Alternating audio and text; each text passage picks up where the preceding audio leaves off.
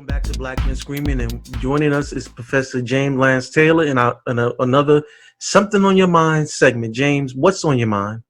Thank you, Maurice. There's a lot on my mind, a couple of things, but I'll start off with what's going on with the president and the administration, and this whole idea of rushing the country back and the children back into classrooms, jeopardizing the health of everybody connected to public education, from drivers to janitors to nurses and of those and others in the schools, the teachers and the young people themselves. We've seen across the country all kinds of different effects of this virus affecting young people in a particular way.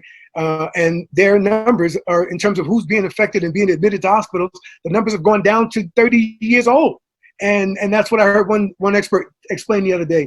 So the idea that the president, he's acting irrationally, insanely in terms of holding public events, holding public rallies in high volume contagion areas like Tulsa, Oklahoma. So now today the news comes out that there was a peak in contagion of COVID in Oklahoma, where the president met with his failed public rally recently. And he's talking about this, and we see this happening in Florida with the governor DeSantis there. Record numbers of contagion, record number of death on a daily basis, and the governor's like, we need to reopen our economy. So, and I understand the struggle, from their position of trying to balance, the flow of the economy, which is also life for people, real life, like existence, like you die without the economy because you need to eat, you need to work, you need to survive, you need Medicare, you need healthcare, things of that sort. But the way it's being presented, it's like the sky is falling and they're saying, well, let's just keep on letting it fall. Let's do nothing about it. In fact, let's all stand outside, outside of our buildings, and let's just wait for the sky to come down on us. And that's what Donald Trump's policy is right now. And that's the policy of the CDC. Is now the CDC and all of the doctors around Donald Trump are actually lying now, and they're actually going to revise the reopen policies for the schools, where you had the doctors actually tongue and twist and contort this morning in interviews, basically suggesting that it's safe to go back to school now. When we have record numbers, 3 million was hit yesterday. I think 50,000 in one day. And we have this happening all over America.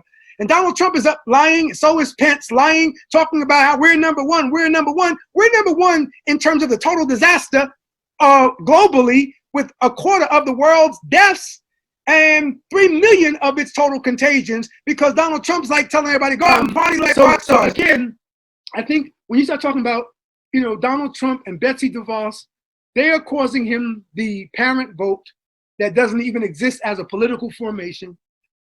My school, one of the things they're showing nationally is they're showing the numbers in Holland and Sweden and other countries that shut down early and did everything right, and comparing it to American states and the United States.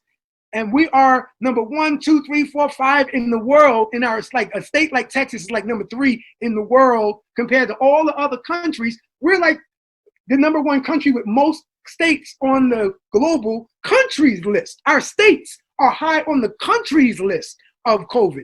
That's scary. So Texas is above Albania, or let's say Bosnia, I'm just making up countries. That's the scary thing. It's like New York is above every country in the world. Wow. That's Donald Trump's failure. And so what they're trying to do, Trump did this with his lying self.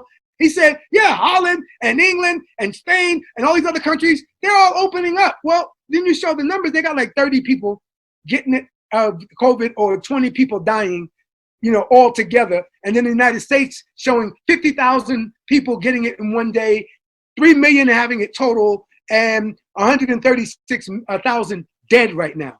The worst on the planet. So there's no way we can go back to school.